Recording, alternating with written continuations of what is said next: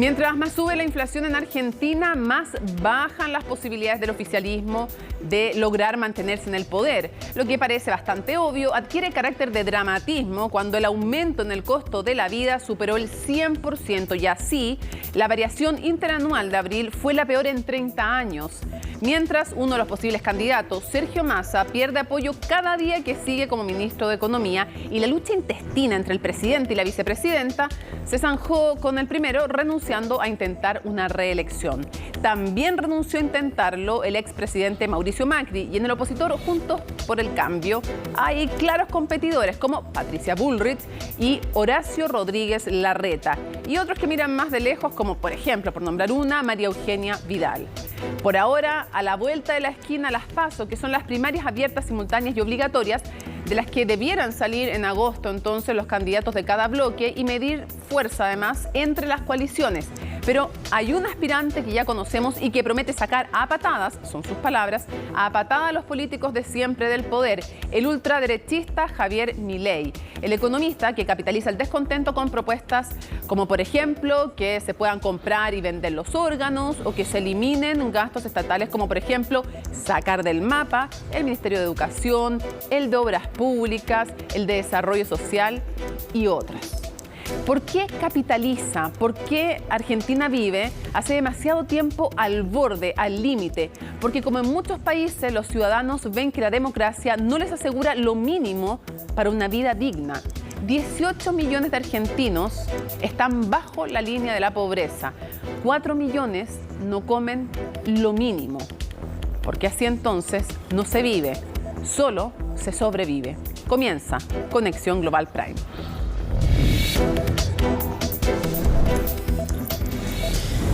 ¿Cuál es el contexto político de la elección en el fin de año en Argentina? ¿Cuáles son los aspirantes? Lo revisamos en la nota de Gabriel Palma. Ojalá que quienes sean nuestros opositores en estos 4 años sean conscientes de lo que nos han dejado. Cuando faltan aproximadamente 5 meses para las elecciones generales en Argentina, el ambiente presidencial ya se ha empezado a condimentar con los primeros anuncios de cara a la carrera por la Casa Rosada. Y ya hay figuras que se desmarcaron de esta contienda, algunas una verdadera sorpresa. Ese día entregaré la banda presidencial a quien haya sido elegido legítimamente en las urnas, por el voto popular. El actual presidente Alberto Fernández confirmó a través de este video que no irá a la reelección, dejando al oficialismo en una compleja situación frente a los comicios de este año. El anuncio hizo tambalear al Frente de Todos, la coalición oficialista, quienes debido a esto ya comenzaron a buscar nuevas o no tan nuevas caras de peso para poder competir en unas elecciones que, sin duda, serán complejas para el kirchnerismo. Y es precisamente ahí donde, para algunos, surge una carta segura. Cristina Fernández, la actual vicepresidenta, es por lejos la figura política de más peso dentro del oficialismo, pero las pretensiones del sector parecieran ser distintas a las de Cristina, quien lleva meses evadiendo el clamor de sus seguidores. No voy a ser candidata a nada, ni a presidenta, ni a senador. Mi nombre no va a estar en ninguna boleta. Termino el 10 de diciembre y me vuelvo como me volví el 10 de diciembre del 2015. Realidad no muy distinta en la oposición trasandina. El nombre fuerte era el también expresidente Mauricio Macri, quien también negó toda posibilidad para enfrentar un nuevo proceso electoral. Con todo este panorama, las principales cartas a la presidencia se están configurando de la siguiente manera.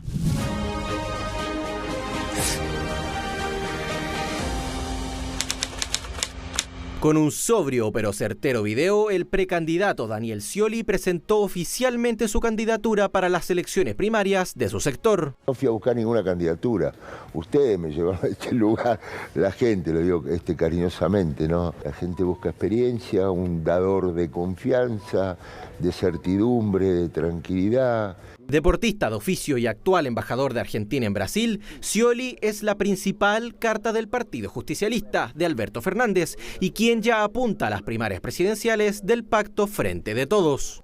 Otro de los fuertes contendientes del oficialismo es Sergio Massa, el actual ministro de Economía y líder del Frente Renovador. Es justamente su rol al mando de esta cartera crítica en medio de la crisis económica que atraviesa el país, lo que lo ha mantenido al margen de la carrera presidencial por el momento. Yo creo que, la cuestión electoral y ser ministro de Economía es incompatible en la Argentina. Lo que hay que hacer es cumplir con los objetivos que la sociedad espera que cumpla, no correr atrás de la búsqueda de nada distinto a lo que tengo que hacer hoy.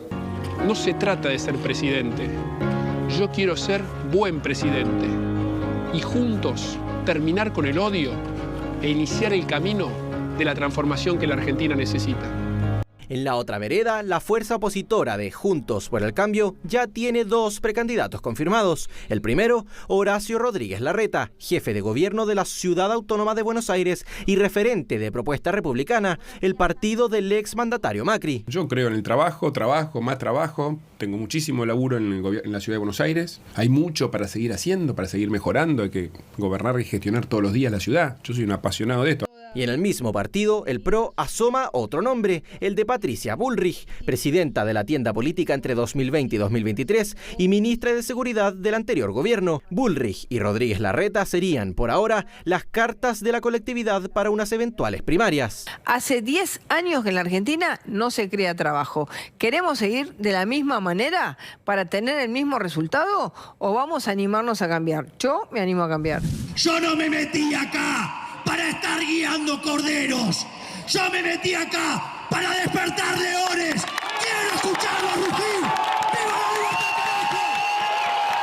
A pesar de que es considerado un adversario al gobierno de Alberto Fernández, también lo es de la oposición de Juntos por el Cambio. El diputado de 52 años y autodefinido libertario es, sin duda, una de las personalidades más polémicas y controversiales de la política trasandina, no solo por su línea ideológica, sino que también por sus declaraciones. Hoy estamos al borde de la peor crisis de la historia argentina, porque tenemos indicadores sociales peores que el 2001, tenemos indicadores monetarios peores que en la previa del Rodrigazo en 1975, estamos peor que a inicio de 1989, la previa de la hiperinflación. El calendario electoral tiene las siguientes fechas. El próximo 13 de agosto se realizarán las PASO, las primarias abiertas, simultáneas y obligatorias, en donde se definirán los nombres que estarán en la papeleta del próximo 22 de octubre. De haber una eventual segunda vuelta, esta está programada para el próximo 19 de noviembre. Allí participarán los 2 candidatos con más votos. Lo cierto es que será el 10 de diciembre de este año cuando la Casa Rosada recibirá a un nuevo mandatario, uno que tendrá la tarea de sacar adelante a una nación golpeada a nivel económico y social. Bueno, y vamos a comenzar profundizando desde Argentina con Sebastián Achemendi, que es profesor e investigador del Departamento de Ciencia Política de la Universidad Torcuato Di Tella. Sebastián, muchísimas gracias por acompañarnos. Hola, ¿qué tal? Buenas tardes. Primero, antes de entrar al tema presidencial, quisiera aprovechar de preguntarte por esta suspensión de 2 elecciones locales que ha hecho la Corte Suprema y cómo está el ambiente político en Argentina a raíz de aquello. Sí, es una suspensión realmente sorpresiva, ¿no? Porque faltaban 4 días para las elecciones en 2 distritos importantes como San Juan y Tucumán, ¿no? Entonces eso obviamente ha enrarecido el ambiente político y marca también un paso de la Corte hacia una forma de intervención, no judicial, no estrictamente judicial, que es un poco problemática, ¿no? Ahora quisiera preguntarte cómo se define el momento político de Alberto Fernández, habiendo, ya lo sabemos, hace un tiempo dicho, yo no voy a la reelección. Entonces, sacando el factor reelección, ¿cuál es el momento político? Con problemas económicos, con la pelea con su vicepresidenta, con Cristina Fernández, con además el tema de la inseguridad y en medio de una carrera presidencial de la cual él se resta, pero obviamente que la carrera presidencial, incluso si no el presidente está incluido, crea un clima distinto. Sí, bueno, Argentina viene atravesando una situación macroeconómica complicada desde hace mucho tiempo, diría desde desde 2012-13 que no se crea empleo privado en la Argentina, ¿no? Con algunos picos de esa crisis macroeconómica. Uno fue durante el gobierno de Macri en 2017-2018 y otro diría que es ahora en la actualidad con un momento de aceleración inflacionaria muy fuerte, ¿no? Esto viene increyendo, pasan los gobiernos, ¿no? El gobierno anterior, digamos, de centro derecho, uno podría llamar, de Macri, duplicó la inflación, y con este pasó lo mismo, ¿no? Evidentemente, Argentina está en medio de una crisis macroeconómica de la que le cuesta mucho salir, ¿no? En el medio hubo, a ver, no todo son malas noticias, ha habido cuestiones positivas, ¿no? El manejo de la pandemia, por ejemplo, en el país fue bastante positivo. Es uno, digamos, de los países que tuvo menos muerte, exceso de muerte, ¿no? Justamente con Chile durante 2020 y 2021. O sea, pero evidentemente hay una crisis muy macro fuerte, y una incertidumbre ahora potenciada por el momento político de las elecciones, ¿no? Como vos dijiste, Alberto Fernández no va a la reelección, y ahora estamos ante, por un lado, un polo. En Argentina hay un bicoalicionismo, ¿no? Dos coaliciones fuertes. Por un lado tenemos al gobierno, que todavía no tiene candidatos, y el polo que sería Frente de Todos, y el polo Juntos por el Cambio de centro derecha ya tiene dos candidatos consolidados, ¿no?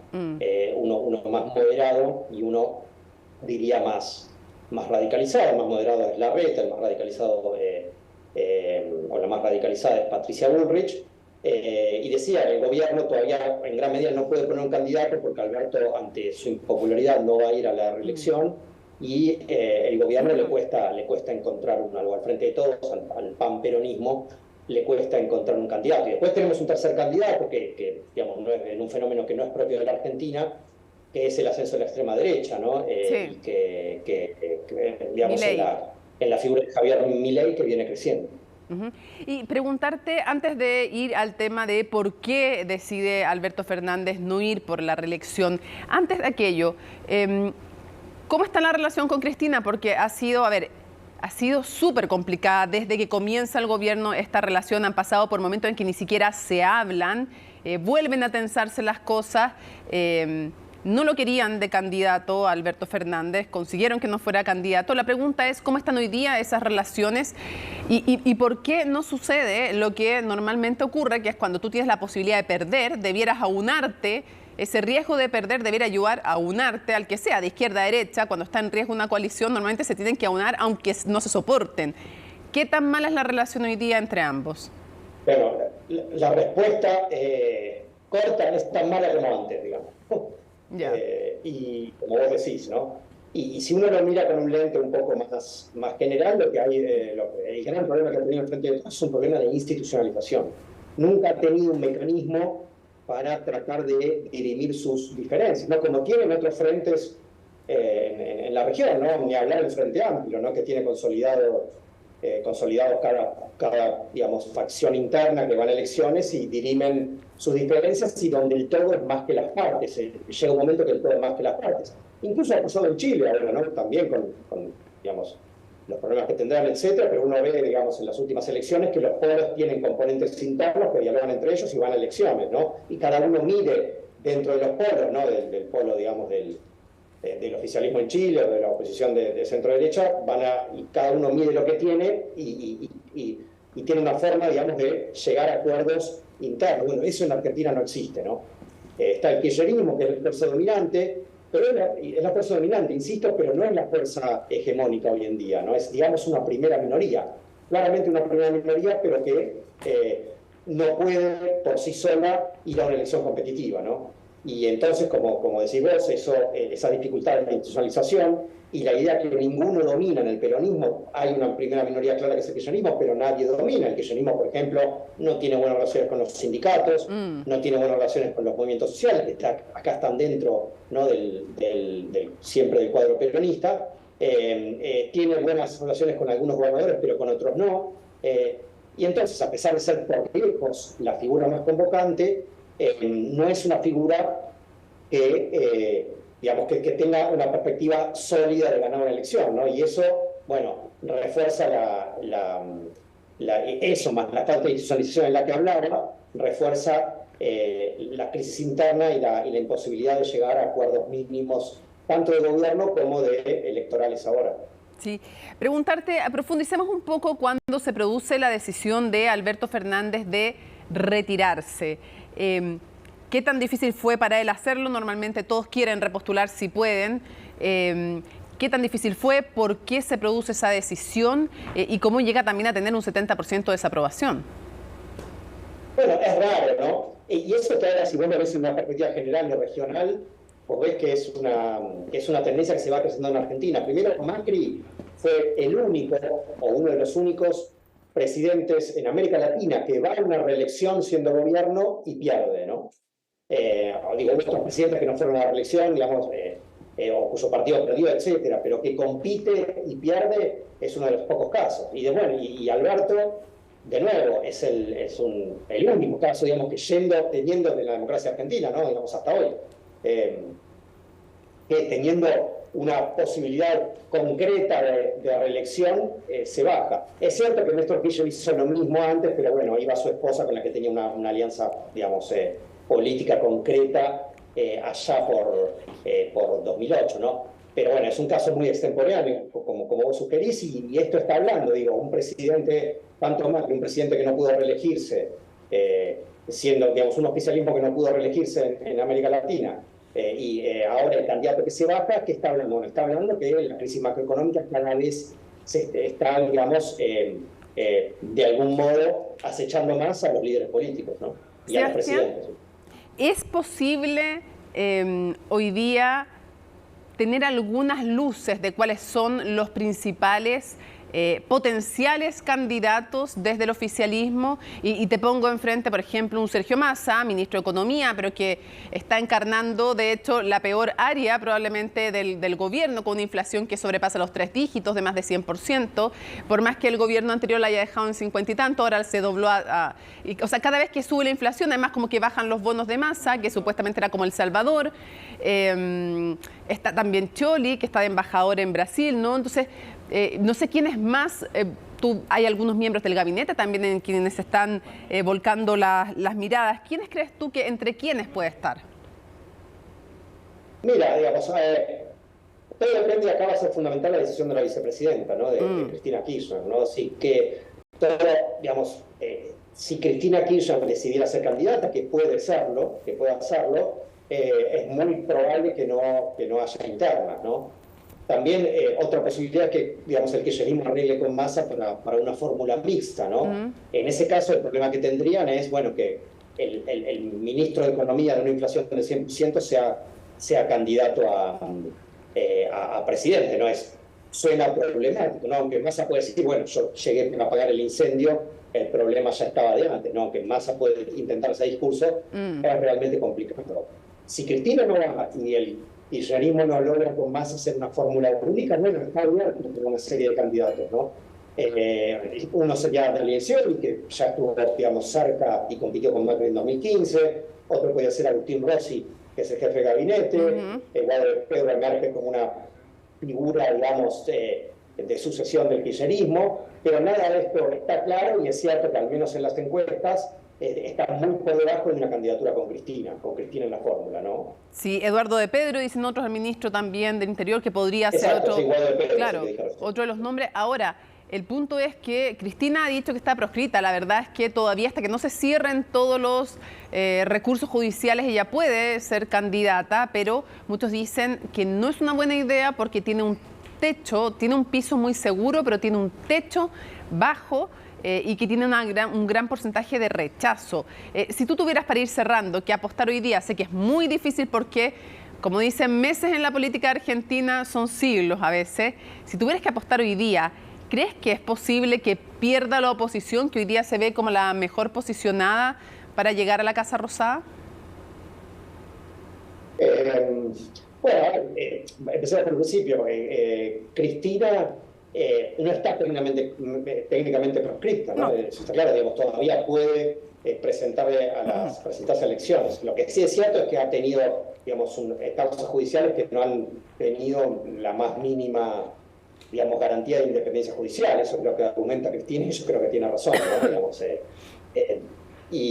pero dicho esto, técnicamente no está proscripta porque ella puede perfectamente candidatearse. Ahora, lo que vos decís sí es un problema, ¿no? Digamos, el kirchnerismo ha tenido ese problema desde la salida de Cristina, que digamos, tiene una vocación hegemónica dentro del peronismo, pero que esa vocación hegemónica le alcanza para tener una candidatura o dominar las decisiones en el peronismo, o tener mucha incidencia en las decisiones en el peronismo, pero no le alcanza para ganar por ese techo que vos decías. Ahora, ese techo el peronismo lo manejó cuando compitió con Macri en 2019 con la técnica de poner una figura más moderada al frente de la fórmula, que fue Alberto Fernández. Ahora, puede repetir lo mismo este año y eso está mucho más complicado. Muchísimas gracias, Sebastián, por habernos acompañado en Conexión en Global Prime. Un gusto, como siempre, conversar contigo. Bueno, gracias a ustedes. Bueno, y desde Buenos Aires nos vamos hasta Bariloche, siempre en Argentina, para conversar con una tremenda experta, me refiero a Celeste Rato, que es doctora en Ciencia Política, investigadora de CONICET y también integró la red de politólogas. Muchísimas gracias por estar con nosotros, Celeste. Hola Mónica, mucho gusto. Es un gusto estar con ustedes acá y colaborar también con CNN Chile. Quisiera primero preguntarte, el día de hoy, también lo conversábamos con el anterior analista, ¿cómo viste tú el día de hoy en que la Corte Suprema toma esta decisión de suspender las elecciones regionales de Tucumán y San Juan y que revive de alguna manera el enfrentamiento que ha tenido después de la sentencia en contra de Cristina Fernández entre el presidente y el Poder Judicial? Sí, yo creo que es un capítulo más en algún punto entre, posiciones que va tomando la Corte y quizás tratando de entrar en el espacio un poco más político, si se quiere. Es una decisión bastante inédita en nuestro país, o sea, nuestro país es un país federal, con lo cual las constituciones provinciales y las normas constitucionales provinciales dependen de los órganos de justicia de las provincias, los estados, ¿sí? Y bueno, básicamente en este caso la Corte Suprema está interviniendo. En general, digamos, siempre ha habido, digamos, cuando se ha pedido y demás, siempre en general se prioriza, ¿sí?, que sean los poderes provinciales los que tomen las decisiones en relación a las elecciones y a la selección, porque depende en algún punto de la Constitución provincial, ¿sí? En este caso, la Corte ha decidido intervenir. Es una decisión bastante polémica, si se quiere, más que nada porque estos pedidos de que la Corte intervenga y que pueda fallar, o sea, hubo un recurso de amparo, entonces lo que hizo la Corte es establecer una medida cautelar. Y básicamente este pedido fue hace bastante tiempo, por lo menos a principios de abril, ¿sí? Con lo cual lo que llama más la atención en este momento es por qué la Corte toma esta decisión a una semana de las elecciones. Sí, y si pudieras explicarnos en simple, Celeste, ¿cuál es la razón que tiene la Corte para suspender las elecciones? Básicamente, en realidad, son dos provincias en las cuales los oficialismos y los candidatos que se están presentando en este momento son gobernadores, ¿sí?, en ejercicio, ¿sí? Entonces, hay ciertos límites que las constituciones provinciales establecen a la presentación de a las elecciones, ¿sí? O sea, las personas pueden reelegir por 2 periodos, ¿sí? Y luego tienen que esperar que pase por lo menos un nuevo periodo. El problema es que hay una interpretación en particular, ¿sí?, sobre la letra que establece que las fórmulas, ¿sí?, que se presentan son las que se toman que las candidatas, por ejemplo, en el caso de Tucumán, ¿sí?, que es un caso un poquito más claro. El gobernador que está ahora en ejercicio, ¿sí?, hace 2 periodos que está en ejercicio, se presenta a las elecciones, pero no se presenta como gobernador, se presenta como vicegobernador. Entonces, en algún punto hay un enroque de la fórmula. Entiendo, ¿sí? Perfecto. Entonces, en algún punto está la discusión de cómo se interpreta, ¿sí?, esa ley provincial, específicamente si es una nueva fórmula, una fórmula distinta o es la misma. Perfecto. ¿Sí? Quiero pasar a otra cosa y preguntarte, lo primero, ¿cómo influyen estas PASO, estas primarias abiertas, obligatorias además, a las que tienen que concurrir todos quienes quieran ser candidatos en coaliciones? ¿Cuánto influyen? ¿Cuánto pesan? Vos decís a nivel nacional. A nivel nacional ahora, sí, a nivel nacional, para irnos al tema presidencial. Sí, mira, tienen bastante influencia, o sea, para nosotros es una elección obligatoria.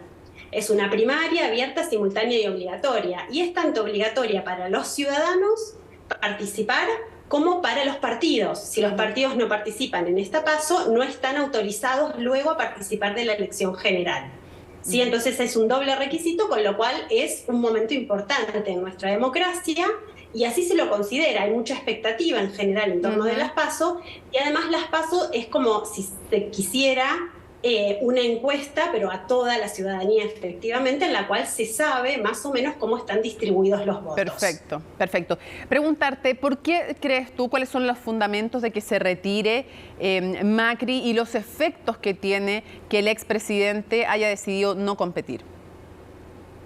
Bueno, mira, hay varias formas de leerlo, ¿no? En algún punto, digamos, una de los primeros argumentos que uno podría tener es que se sabe que existe un límite, sí, un techo en el crecimiento de Macri, que está asociado, ¿sí?, a la pérdida del PRO y del partido de Cambiemos, que es el partido de Macri, de la elección de 2019, por la mala performance que también tuvo en relación, por ejemplo, al tema de la economía, ¿sí?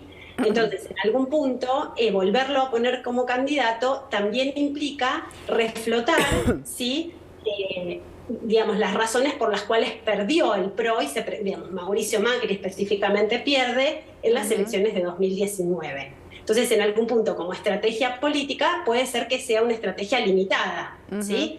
Lo que sí venía pasando es que dentro de las figuras del PRO, una de las que reunía un poco más porcentaje cuando se preguntaban las encuestas, Mauricio Macri parecía justamente reunir un mayor caudal de votos, ¿no? Porque es además una persona más conocida, si se quiere. El problema es el techo, o sea, una cosa es ser dentro del espacio de sus votantes y otra cosa es ir a buscar los votos que se necesitan para ganar una elección por fuera. Me gustaría preguntarte por dos de las candidaturas que se ven como las más consolidadas. Me refiero al alcalde de Buenos Aires, a Horacio Rodríguez Larreta, y a la exministra de Seguridad, Patricia Bullrich, que ¿quiénes son? ¿Cómo los ubicamos ideológicamente a cada uno? Pareciera que ella es la candidata, aunque Macri se queda como en silencio, pareciera ser ella la favorita del expresidente. ¿Quiénes son? ¿Dónde están ubicados políticamente? ¿Y cuál crees tú que tiene de los dos más posibilidades? Bueno, a ver, lo que se suele decir, digamos, acá en la opinión pública, si se quiere, Patricia Bullrich representa opiniones un poco más extremas dentro del partido del PRO, ¿sí? Entonces, en algún punto, sus posicionamientos, sus opiniones y sus propuestas, en general, son bastante, como, si se quiere, belicosas respecto de digamos, del oficialismo en este momento, respecto a otros partidos, y en algún punto las propuestas que hacen también son propuestas un poco más, si se quiere, más de derecha, no tan de centro, ¿sí? Son unas posiciones más bien de derecha. Y en ese mismo esquema, ¿sí?, estaría ubicado a lo mejor Mauricio Macri. Horacio Rodríguez Larreta es un personaje que digamos, actual jefe de gobierno de la Ciudad Autónoma de Buenos Aires, que hace bastante tiempo que está en política también dentro de esta formación, y es más moderado, ¿sí? Siempre se ha destacado por tener posiciones, si se quiere, más de centro-derecha, ¿sí? Tiene posiciones más de diálogo, por ejemplo, en la pandemia articulaba con el gobierno nacional, ¿sí?, para poder enfrentar y tomar las decisiones, y por ejemplo, en ese caso, Patricia Bullrich criticaba mucho, ¿sí?, ese alineamiento o ese diálogo que Horacio Rodríguez Larreta mantenía con el gobierno nacional. Entonces, en algún punto es más extrema Patricia y es más moderado, si se quiere, más dialoguista Horacio Rodríguez Larreta. Ahora, ¿cuál crees tú que tiene más posibilidades de llegar a la Casa Rosada?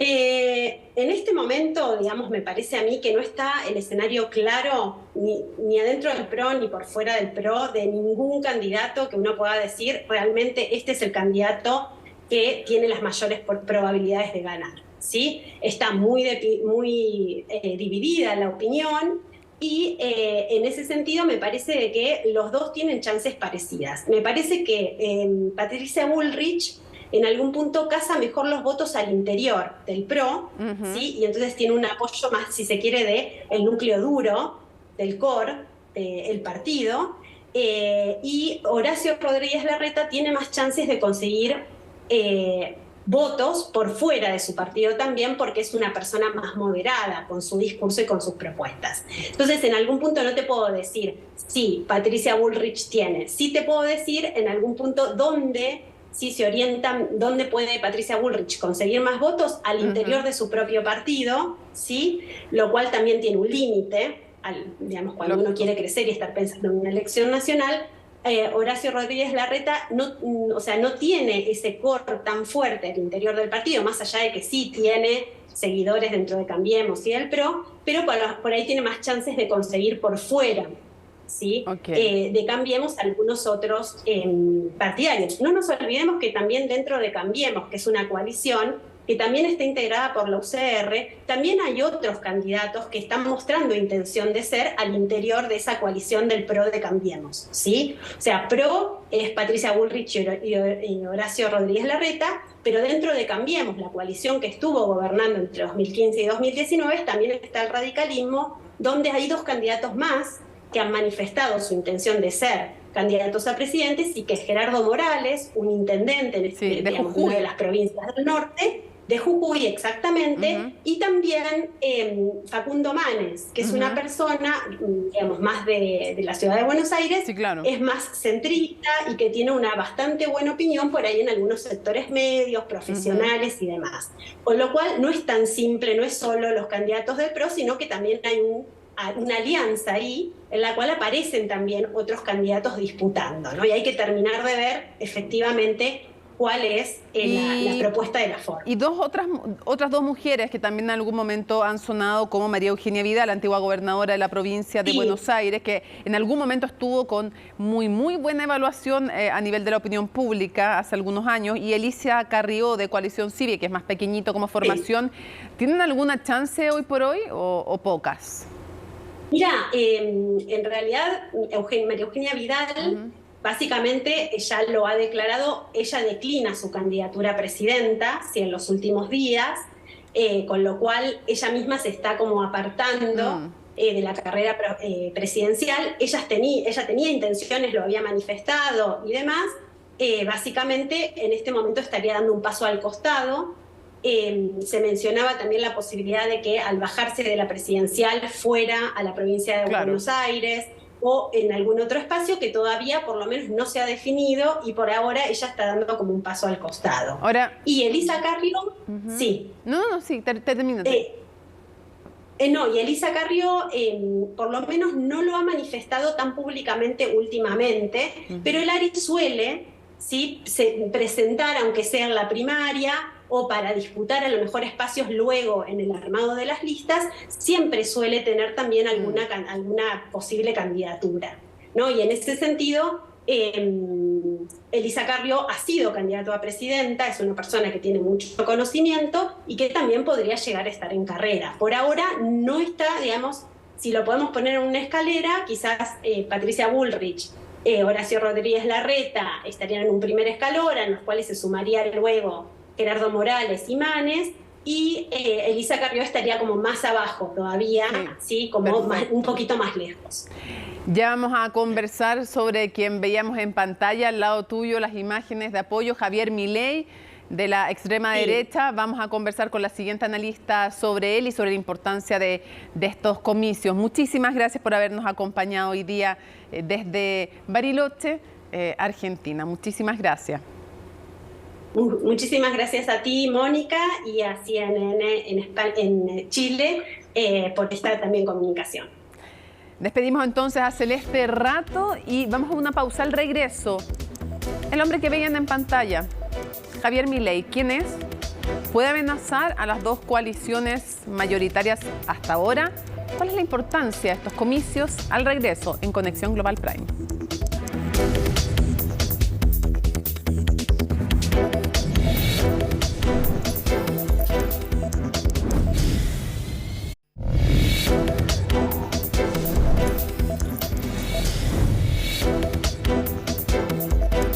Estamos juntos. Junto a Federica Sánchez, académica del Departamento de Política y Gobierno de la Universidad Alberto Hurtado. Muchísimas gracias por estar con nosotros. Muchas gracias por invitarme.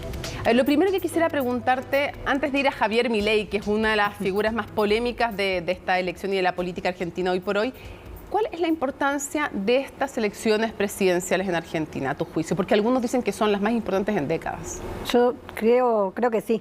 Creo que tienen el potencial de ser las elecciones más importantes en mucho tiempo.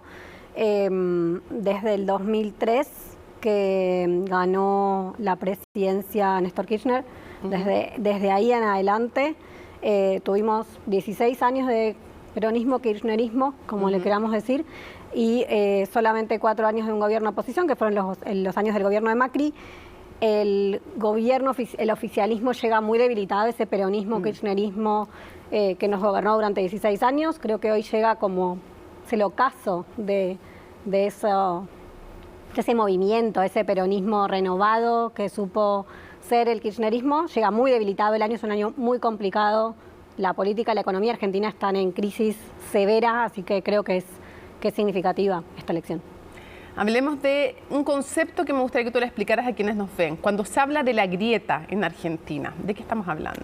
Cuando se habla de la grieta, estamos hablando en general de la grieta que se genera entre, yo diría, el kirchnerismo hoy y la oposición al kirchnerismo. Creo que es un derivado de la tensión política tradicional de la política argentina, que es el peronismo y el antiperonismo, llevado a la modernidad post-2003. Hablemos de Javier Milei, este economista que dice, o sea, literalmente yo estoy sacando las palabras que son grosería y que lo vemos ahí en pantalla, le saco las groserías que él pone, pero dice que va a echar a patadas. Lo más suave que dice es que va a echar a patadas a todos los políticos tradicionales. ¿Quién es y qué tanta fuerza puede tener? Porque ha subido, ha bajado en las encuestas, después ha vuelto a subir. También dijo que iba a prender fuego el Banco Central. Sí, también, sí, por la inflación, que iba a prender fuego al Banco Central y tantas otras cosas más, como que se pudieran vender libremente los órganos. Tranquila la campaña, vender niños, vender órganos. Bueno. A ver, ¿y? Javier Milei es economista. Él viene en realidad de los medios. Él fue panelista, columnista en un par de programas que tenían mucha visibilidad, panelista económico, no era panelista político. Claro. Obviamente la política y la economía se entrelazan, se entrecruzan en muchas ocasiones. Y hace un par de años, porque ya entró como diputado en las últimas elecciones, así que hará 3 años que decidió lanzarse a la política, con una propuesta radical, diría yo, en términos de... Empezó siendo una propuesta muy radical en términos de economía, ¿no? Una economía neoliberal muy específica, pero muy específica, digo, muy concreta, ¿no? O sea, bien neoliberalismo puro y duro, pero después se metió en algunas cosas como bastante más conservadoras en todo lo demás que es más valórico. Y se lo compara obviamente con el resto de la derecha latinoamericana y mundial, Jair Bolsonaro, José Antonio Kast, Trump. Ahora, pero tiene una cosa mucho más asistémica que cualquiera, incluso los que podríamos pensar, porque además tiene como una derivada en algunas cosas muy conservadoras y en otras súper, hiper, mega liberal. Entonces tiene unas cosas, bueno, entre otras, mencionábamos lo de la venta de órganos, que no lo aceptaría casi ningún candidato, digamos, que se puedan transar en el mercado, básicamente los órganos, porque él dice que yo soy un libertario y porque no puedo hacer lo que yo quiera con mi cuerpo, en fin. Y otras sí que se emparentan con otras políticas más de derecha, como por ejemplo cuando él habla de que la solución a la delincuencia es el armar a los ciudadanos. La libre portación, libre portación de armas. Sí, pues no solo tener, sino que para él portar en cualquier lugar y espacio, las que quiera, el que quiera. Es muy rupturista. O sea, creo que interpela a la ciudadanía argentina, porque la ciudadanía argentina hoy es una ciudadanía que está enojada, frustrada, ofuscada, enojada y frustrada sobre todo con un modelo que creyó que iba a darle algo que no le dio. Con un Estado que está quebrado, muy quebrado, con una crisis hiperinflacionaria que parece no tener solución en este último año de gobierno, Y sí, lo decías recién, ¿no? Tiene una propuesta rupturista y tiene una propuesta bien antisistémica. O sea, empezó su postura política o su campaña hablando de la casta, ¿no? Él acusa a todos los políticos de ser parte de esta casta, de esta élite política. Y como que de alguna manera él lo que propone es que él viene a terminar con la casta, o que su partido no es la casta. Lo cual es un poco también controversial en el momento en el que la única forma de competir y jugar en política es a través de la institucionalidad, que lo termina siendo parte de la casta. Claro, claro. Ahora, el punto es qué tanto se ha degradado la economía, primero la democracia también en Argentina, porque por algo resuenan y hacen sentido estas propuestas como las de Javier Milei, no salen de la nada.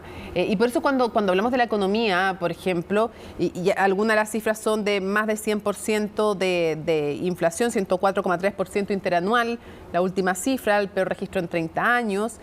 Cuando hablamos de que hay una sequía brutal que va a costar, de hecho, dejar de recibir 20.000 millones de dólares.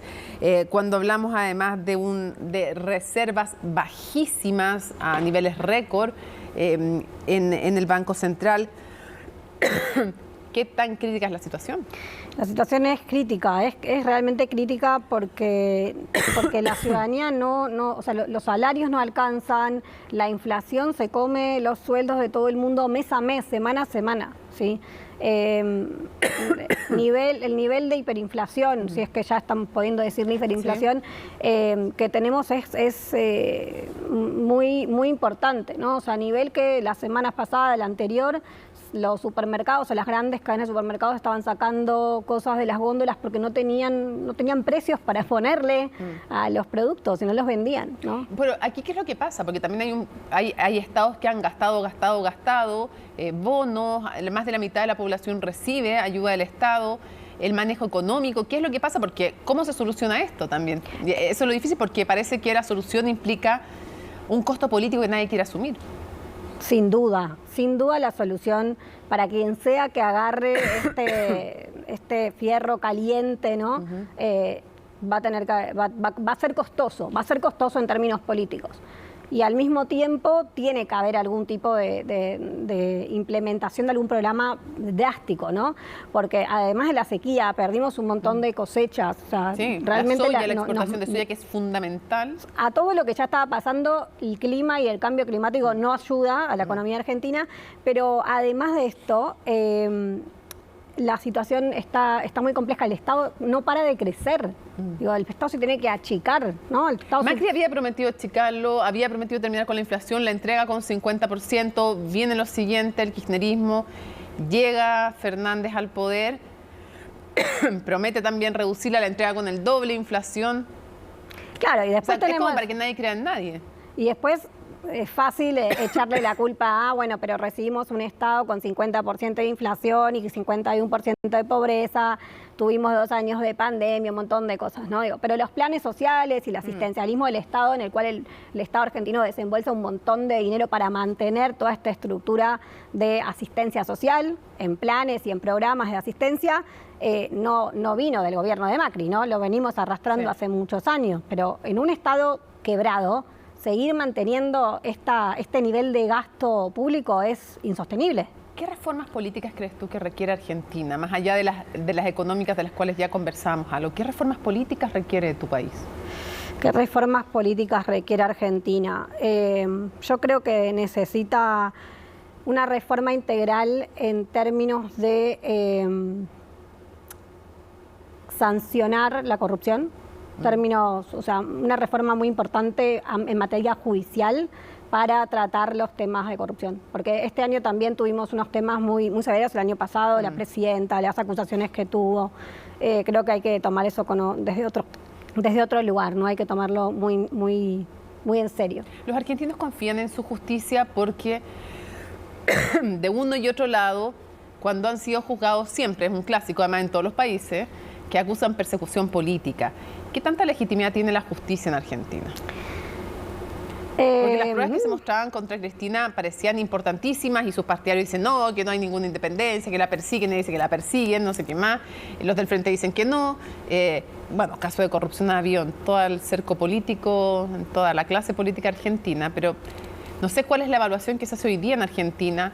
Sin ir más lejos, hoy la Corte Suprema suspendió 2 elecciones programadas para el domingo y lo primero que salió a decir el oficialismo, que de hecho el año pasado no, ayer a la noche el presidente sacó una cadena nacional para hablar del fallo de la Corte, es que esto era una intromisión y un intento de proscripción de la presidenta de su partido, etc. Entonces el Poder Judicial siempre está ahí en un tire y afloje entre el oficialismo y el no oficialismo. O sea, creo que lo que nos pasa hoy, y quizás esto es parte de lo que tendríamos que pensar en qué tipo de modificaciones o de reformas necesita la Argentina, que no es un problema solo de la Argentina, el tema de la independencia judicial. Absolutamente. ¿No? Sí.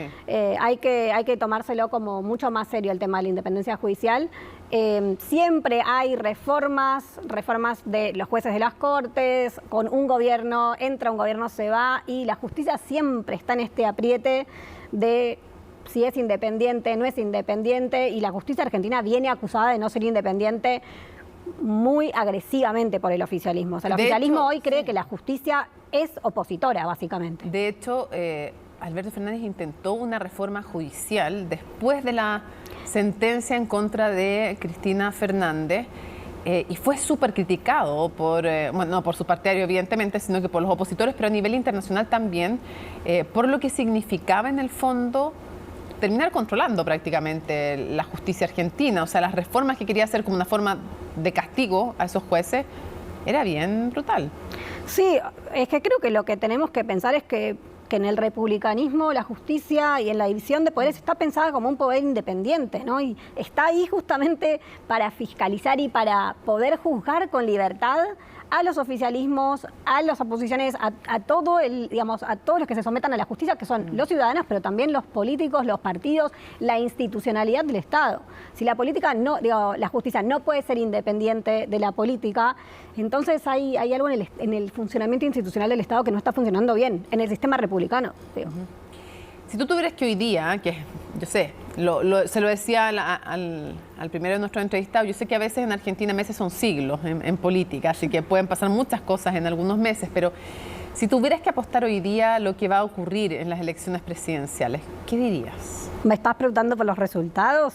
O sea, no quién, pero qué bloque crees que se va a hacer con el poder. Creo que hoy es más fácil decir quién no se va a hacer con el poder, ¿no? Yo dudo que el oficialismo, es decir, en cualquiera de las versiones en las que vaya a competir, porque todavía no se saben los candidatos, eso recién lo vamos a saber probablemente en el próximo mes, pero creo que el oficialismo, es decir, Frente de Todos o el partido de Cristina Kirchner o la parte que, el frente que ella esté manejando, no va a ganar en las próximas elecciones. Creo que, bueno, Alberto se bajó de la candidatura hace un par de semanas. Macri también, pero creo que Alberto se bajó porque sabía que los números a él no le daban, pero no es que no le daban a él solo, yo creo que no le dan al sector, no le dan. Eso quiere decir que si yo estoy diciendo que ese no va a ganar algún tipo de oposición, porque veo muy difícil que el peronismo federal, que es el peronismo que no sigue la corriente kirchnerista, gane las elecciones. Por sus candidatos y porque no le van a dar los números. Entonces eso te deja en el campo opositor, y en el campo opositor tenemos Juntos por el Cambio, no sabemos todavía quién va a ser su candidato final, y por otro lado Javier Milei, ¿no? Que yo creo que Milei va a ser una muy buena elección, una elección mucho mejor de la que él creía que iba a ser. Pero si tuviese que arriesgar, lo veo llegando segundo, quizás forzando una segunda vuelta en la cual no sé qué puede pasar. Y para cerrar, ¿cuál es el futuro de Cristina Fernández? ¿Cuál es el futuro de Cristina Fernández? Qué pregunta. No la veo alejándose de la política, no la veo tirando la toalla, pero dependerá un poco de cómo se desarrolle el futuro de las apelaciones en el caso en el que fue condenada. Porque si las apelaciones, digamos, la decisión final de esa acusación termina siendo con condena efectiva, Cristina debería estar imposibilitada para ejercer cargos públicos de por vida. Además de la sentencia que la va a obligar a estar en prisión domiciliaria, porque ya tiene más de la edad, más de 70, entonces estaría en prisión domiciliaria. Ese es un desenlace posible. El otro es que eso no ocurra y que vuelva a competir para tener algún tipo de fueros. La veo más compitiendo por la senaduría, que es lo que le gusta más que diputada. No la veo volviendo a ser diputada.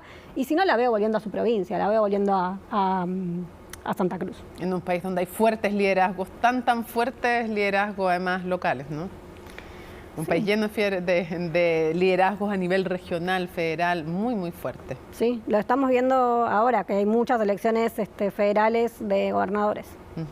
Y que de hecho es bien curioso eso, que las separan de las presidenciales para que no te vaya, en el fondo, para que no te toque lo malo que te puede tocar. Siempre fue así igual. En general Argentina son muchas provincias. Sí, pues van haciendo entonces las van haciendo durante todo el año. Este año está la novedad de que la capital, la ciudad de Buenos Aires, la ciudad autónoma, va a elegir a sus candidatos, o sea, a jefe de gobierno, el mismo día de la elección presidencial. Y eso no había pasado antes. Federica, muchísimas gracias por habernos acompañado en Conexión Global Prime. Muchas gracias por invitarme. Y a ustedes, por supuesto, siguen en compañía de CNN Chile. Hemos querido hacer una pincelada por estas elecciones tan importantes que se dan este año en nuestro continente, las de Argentina. Todavía cambia mucho el panorama, pero ya tienen algunos elementos de juicio para entender qué es lo que se juega en ese país que queremos tanto. Nos vemos en un próximo Conexión Global Prime.